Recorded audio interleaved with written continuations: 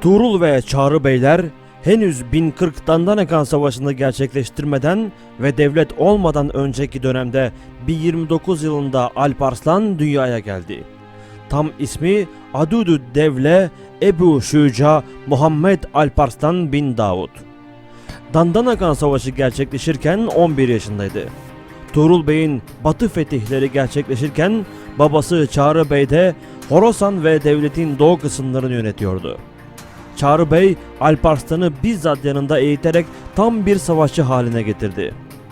Alparslan ilk sınavını 1043 ve 1044 yılları arasında Gazneli hükümdarı Mevdut'a karşı başarı kazanarak vermişti. Bu sayede Belh ve çevresinin idaresi Alparslan'a verildi. Alparslan'ın yanında dönemin en büyük devlet adamlarından olan Nizamülmülk de bulunmaktaydı. Gücünü burada arttıran ve komutanlık vazifelerini en iyi şekilde yerine getiren Alparslan ilk önemli vazifesini de amcası Sultan Tuğrul'u İbrahim Yılal'ın elinden kurtarmak oldu. 1060 yılında babası Çağrı Bey'i kaybedince Horasan Meliki olarak buraları idare etti. Bu sıralarda Kutalmış isyan etmiş, Sultan Tuğrul da Rey şehrinde hastalanmıştı. Artık sultanın ölüm haberi ansızın gelebilirdi. Sultan Tuğrul'un erkek çocuğu olmadığı için Çağrı Bey'in diğer oğlu Süleyman'ı tahta varis bırakmıştı. Ancak Süleyman basiretsiz, fazlaca savaş tecrübesi olmayan biriydi. Bu sırada Kutalmış'ın üzerine giden Vezir Amidülmülk, Sultan Tuğrul'un ansızın vefatı üzerine Rey şehrine döndü ve Süleyman adına hutbe okuttu. Ancak ümera ve asker Süleyman'ın yerine Alparslan'ın tahta geçmesini doğru buluyor ve Amidülmülk'e muhalefet ediyordu. Amidülmülk bu sebepten Süleyman'ın adından sonra Alparslan'ın da adını hutbede okuttuysa da yine de baskılardan kurtulamadı. Zira Amidülmülk kendi çıkarlarını Süleyman'ın saltanatına bağlıyordu. Alparslan'ı bu konuda savaşla tehdit etmekten dahi geri durmadı. Tuğrul Bey döneminden kalan Vezir Amidülmülk çıkarlarını Süleyman'ın saltanatına bağlıyordu. Amidülmülk devleti avucunun içine almış, Süleyman'a da istediği gibi yön verecekti. Bu vezir Alparslan'ın taht iddiasında bulunmasını önlemek adına kendisine savaş tehdidi içeren bir mektup dahi yazdı. Eğer Süleyman'ın saltanatını tanımazsan sen ordularınla yola çıkmadan biz senin üzerine gelir ve seni yok ederiz diyordu. Hatta olayı maneviyata bağlayarak akacak kanın sorumlusu olarak da Alparslan'ı gösteriyordu.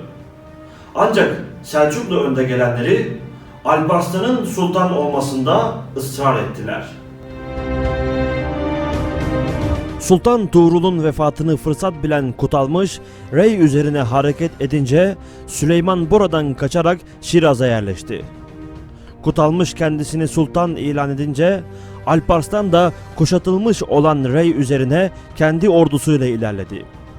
Amidülmülk şehrin iç kalesine kapanıp Alparslan'ı tahta davet etti. Alparslan'ın Rey şehrine ilerlediğinin haberini alan Kutalmış kuşatmayı kaldırarak ordusunu Tuz Vadisi'ne götürdü ve Alparslan'ı beklemeye başladı. Alparslan savaş meydanına gelince iki ordu arasında vuruşma başladı ve Kutalmış mağlup edilerek öldürüldü. Alparslan bu muharebenin ardından 23 Ocak 1064'te Rey şehrine girerek sultan ilan edilen üzerinden Tiflis'e girdi. Tiflis'in fethedilmesiyle birlikte Gürcü ve Ermeni krallıkları Sultan Alparslan'a tabi oldular. Gürcü krallığını Selçuklu devletine bağlayan Sultan Alparslan bu seferindeki en önemli adımını çok korunaklı bir şehir olan Ani'yi kuşatarak attı. 16 Ağustos 1064'te şehir düştü. Bu seferin ardından Alparslan Halife el-Kaim'den Ebul Feth yani Fethin babası unvanını aldı.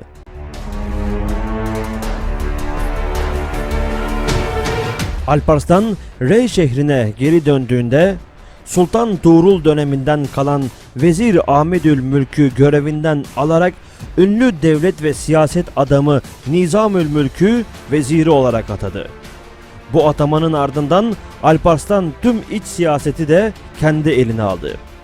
Tam bu sırada Kirman bölgesinde yönetici olarak bulunan kardeşi Kavurt isyan etti. Sultan Alparslan ordusunu alarak derhal kardeşinin üzerine yürüdü. Alparslan'ın üzerine geldiğini öğrenen Kavurt itaatini sunarak sultanın affına mazhar oldu. Buradan Merv şehrine gelen Alparslan, oğlu Melikşah'ı Karahanlı hükümdarı İbrahim Tangaç Han'ın kızı ile evlendirerek Karahanlılar ile olan bölgesel çatışmaları da sonlandırdı. Aynı zamanda oğullarından Arslan Şah'ı da Gazneli hükümdarı İbrahim'in kızıyla evlendirerek Gaznelilerle de akrabalık bağı kurarak doğu sınırlarındaki iki büyük Türk devleti ile barış sağladı. Bu evlilik münasebetlerinin ardından Melikşah'ı da veliaht olarak tayin etti. Zira Melikşah Gürcü seferinde büyük yararlılık göstermişti. 1065 yılında Oğuz Yakbu devletinin ardından Hazar Denizi'nin kuzey taraflarını ele geçiren Kıpçaklar ve gayrimüslim Türkler buradaki kervanlara baskın yapıyor ve yağma hareketlerine girişiyordu. Sultan Alparslan ordusu ile Harezm civarlarına vardı. Buradaki bazı yöneticiler Alparslan'a tabi olurken bazıları da savaşmayı ve yenilmeyi seçti. Alparslan Harezm bölgelerini ele geçirdikten sonra Selçuklu Devleti'nin kuruluşundaki ilk adım olan Can şehrine geldi ve şehri kendi idaresine alarak büyük dedesi Selçuk Bey'in mezarını ziyaretten sonra seferi tamamlayarak Merv şehrine geri döndü. 1067 yılında Gürcü kralı Bagrat, Selçuklu'ya karşı kaybettiği toprakları geri almak amacıyla bir harekata başladı ve bir kısım bölgeyi de ele geçirerek tekrar bağımsız olma hayali kuruyordu. En büyük düşüncesi de Ane şehrini tekrardan ele geçirmekti. Alparslan ordusu ile ikinci defa Gürcü seferine çıktı. Azerbaycan'a gelen sultan buradan Gürcüler üzerine yürüdü. Kısa çaplı direniş göstermesine rağmen Bagrat başarılı olamadı. Sultan Alparslan yeniden Tiflis'e girdi. Kontrolü ele aldı. Burada kaldığı müddette Gürcistan içlerine yeni camiler ve medreseler kurdurdu. Sultan Alparslan'ın Gürcü seferinde olduğunu fırsat bilen Kavurt ikinci defa isyan etti. 5 ay süren bu seferin ardından Sultan başkente döndü. Kavurt, Melikşah'ın veliaht ilan edilmesini kendisine yediremedi. Nizamülmülk ikinci kez isyan eden Kavurt üzerine sefer ilan edilmesi gerektiğini söyleyince Sultan ordusu ile tekrar Kavurt'un üzerine gitti. Hatta Kavurt'a bağlı öncü birliklerle de çarpıştı. Nitekim Alparslan'ın ordusunun önünden kaçtılar. Kavurt Ciruft kalesine sığındı. Alparslan'a yeniden mektup gönderdi ve af edilmek istedi. Alparslan, Kavurt'un kendisine bağlı kalması şartıyla bir kez daha kardeşini affetti. Selçuklu Akıncı beyleri Afşin Bey, Gümüştegin ve Ahmet Şah Anadolu'ya sürekli yıldırım akınlar yaparak Doğu Roma topraklarını yağmalıyorlardı. Anadolu'da ayak basılmadık toprak bırakmayan atlı birlikler Ege Denizi'ne, Konstantinopolis'e kadar sürekli hareket halindeydiler ve Romalılar Türklerden oldukça rahatsızdı. 1068 yılında İmparatoriçe Yudica, Kapadokyalı asker Diyojen ile evlenerek kendisini imparator ilan etti ve Roma ordusunun kontrolünü kendisine bıraktı. 1068 ve 1069 yıllarında Diyojen Anadolu'ya 2 sefer yaptı. İkinci seferinde Mirdasoğullarına bağlı Münbiç kalesini de kuşattıysa da başarılı olamadı. Bu 2 seferde de Selçukluların vurkaçları yüzünden başarı elde edemedi. 1070 yılına gelindiğinde Diyojen diplomatik yollarla Selçukluları bitirmenin planlarını yaptı. Papa'ya ve Avrupa'ya oradan gayrimüslim Türklere elçiler göndererek Alparslan'a karşı yardım istedi. İslam devletini ikiye bölen Fatımiler ile de anlaşma yaptı. Roman Diyojen'in bu çağrısı sonucunda gerek Avrupa gerekse Kafkasya bölgesinden olumlu yardım haberleri gönderildi. Avrupa'dan Slav, Got, Alman ve Frank birlikleri, Kafkasya bölgesinden ise Ermeni, Gürcü, Peçenek ve Kıpçak askerleri Roma ordusuna dahil edildi. Bununla birlikte tarih kitapları en az 150 bin kişilik bir ordu oluşturulduğunu yazdı. Bu orduya komuta eden Roman Diyojen, Anadolu'ya doğru harekete geçti. Bu sırada Fatimiler iç karışıklıklar yaşıyorlardı.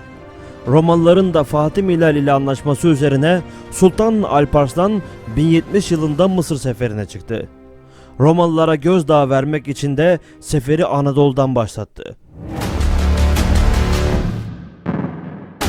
İlk olarak amcası Tuğrul'un alamadığı Malazgirt Kalesi'ni ele geçirdi. Buradan Diyarbakır'a yöneldi. Ardından Urfa'yı kuşattıysa da vakit kaybı yaşamamak için kuşatma kaldırıldı. Bir müddette Halep kuşatması yapıldı ve Mirdasoğullarının Selçuklu'ya tabi olmasıyla Halep'te kontrol altına alındı. Suriye üzerinden Mısır'a doğru ilerleyişine devam etti. Bu sırada Roman Diyojen de 150 ila 250 bin kişilik bir ordu toplayarak Selçuklular üzerine doğru hareket etti. Romalıların Selçuklular üzerine geldiğini öğrenen Alparslan, piyadeleri ve ağırlıklarını bırakarak sadece 30 bin süvari ile son sürat geri dönüş yaptı. Musul'a geldiği sırada Diyojen Malazgirt Kalesi'ni yeniden ele geçirmişti. Sultan Alparslan Malazgirt'e gelene kadar ancak 54 bin kişilik bir ordu meydana getirdi. Roma ve Selçuklu orduları 26 Ağustos 1071 günü Malazgirt Ovası'nda karşı karşıya geldiler. Taraflar birbirlerine elçiler gönderdiyseler de savaş artık kaçınılmaz olmuştu.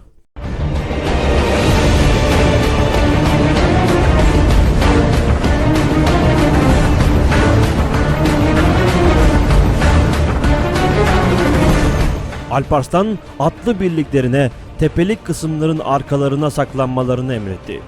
İşaret geldiğinde de sağ ve soldan ani taarruz etmelerini söyledi. Cuma namazını ordusuna kıldıran Alparslan üzerine beyaz bir elbise giydi ve askerlerin en önüne geçerek saldırı emrini verdi. Selçuklu piyadeleri Sultan Alparslan da dahil olmak üzere Roma ordusunun üzerine atıldılar. Savaş bir müddet meydan muharebesi şeklinde devam etti.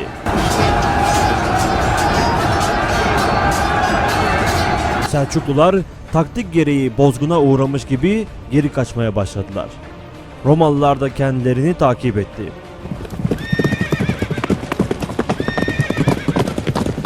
İşaretlenmiş alana kadar Selçukluları kovalayan Romalılar üzerine sağ ve soldan ani bir şekilde atlılar saldırı gerçekleştirdi. Yağmur gibi ok atışına tutuldular. Selçuklu piyadeleri geri dönerek Roma ordusunu çember içine aldı. Hilal taktiği ya da Bozkurt taktiği denen bu savaş düzeni sayesinde Roma ordusu mağlup edildiği gibi İmparator Roman Diyojen de esir edilerek Alparslan'ın huzuruna çıkarıldı.